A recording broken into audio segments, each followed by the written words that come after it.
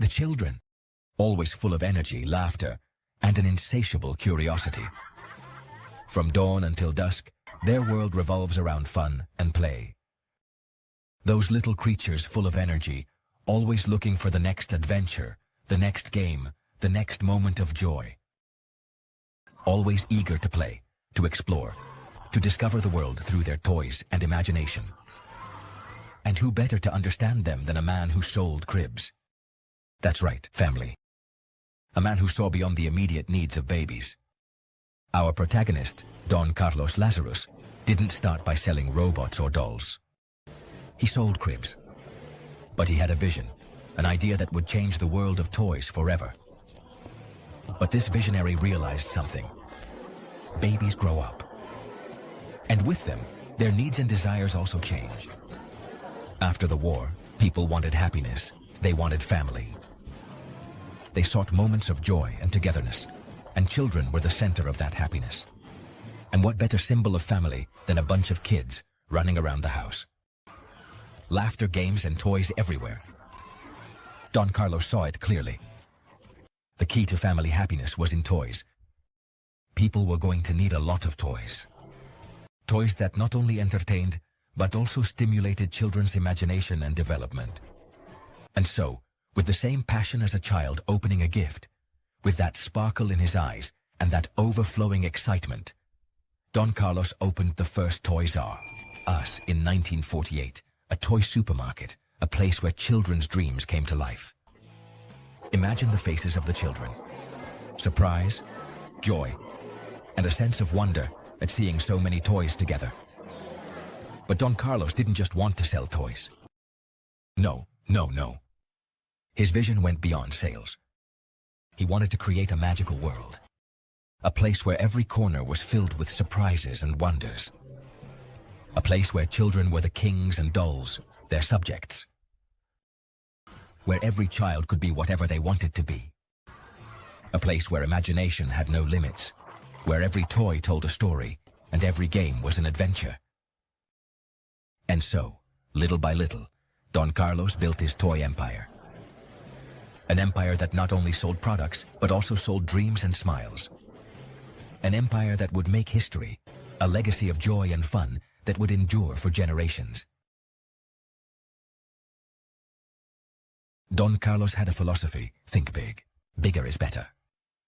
From his early days in the business, he always dreamed of something bigger, bolder, and more impressive. He wasn't satisfied with the ordinary.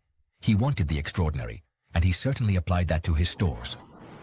Every corner of Toys R Us reflected his grand vision. They weren't just stores, they were destinations. Forget about the little corner shops. Toys R Us was a spectacle.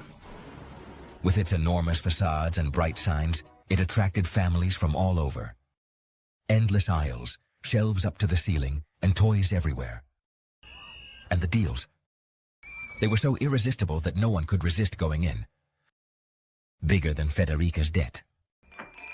The promotions and discounts were legendary, making every visit an opportunity to save. Toys R Us bought toys like crazy by the tons.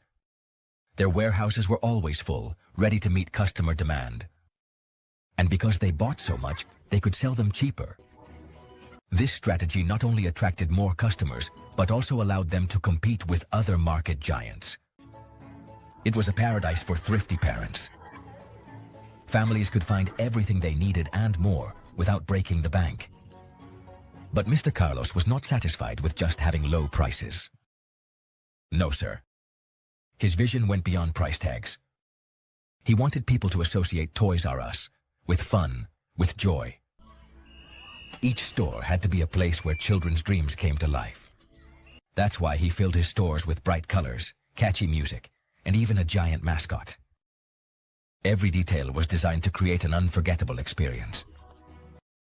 Who doesn't remember Jeffrey, the giraffe? This character became the symbol of the brand, loved by children and adults alike.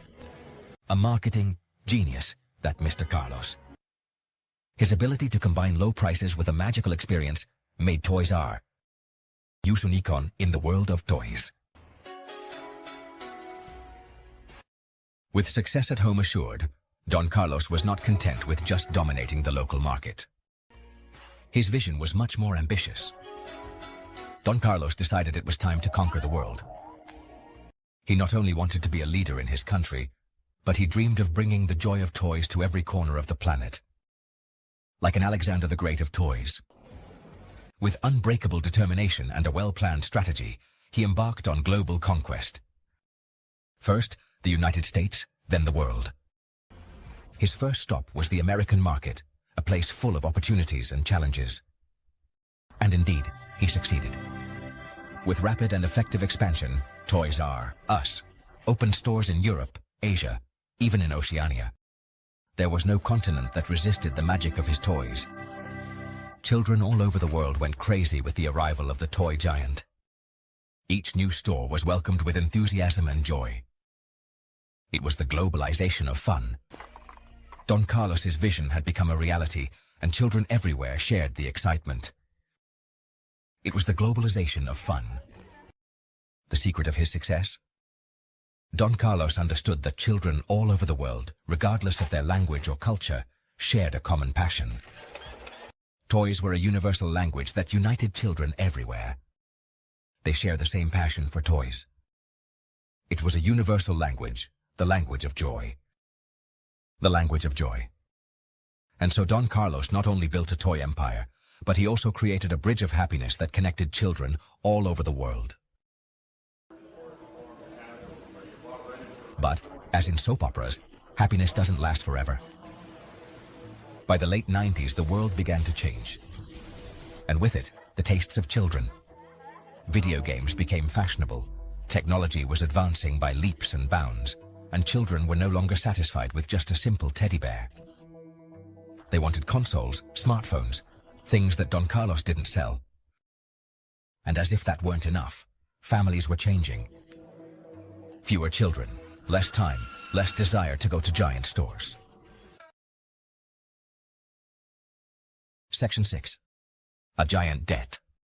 The price of excess. To make matters worse, Toys R Us was carrying a debt larger than Mrs. Expectation's patience. And how did they get to that point? Well, by spending more than they earned, they had taken out loans to buy other companies, to open new stores. For everything, it was as if they thought money grew on trees. And of course, when sales started to decline, the debt became unpayable. It was like a snowball that kept growing. Section 7. The farewell to a giant. The collapse of Toys R Us. The end of the story is sad, folks. In 2018, Toys R Us declared bankruptcy. The game was over. They closed all their stores, laid off thousands of employees, and the world lost a bit of its magic. It was a sad ending for a company that had made so many children happy. Section 8. Lessons from the broken toy. Adapt or die. The story of Toys R Us is a lesson for everyone. In business, you have to adapt or die. Don Carlos was a genius, but he got stuck in the past. He couldn't see the changes coming, and in the end, the internet monster devoured him. The moral is clear. You have to stay one step ahead. You have to innovate. You have to adapt to new technologies. You have to listen to the customers. If not, we'll end up like Toys R Us, a memory of the past. Section 9. A future for toys. Hope is not lost. But not all is lost, family. People keep having children, and kids will always want to play. Perhaps the future of toys isn't in giant stores, but online, in personalized experiences, in virtual reality. Who knows what the future holds for us? The important thing is not to lose the ability to be amazed, the ability to play. Because life is like a toy. You have to enjoy it to the fullest.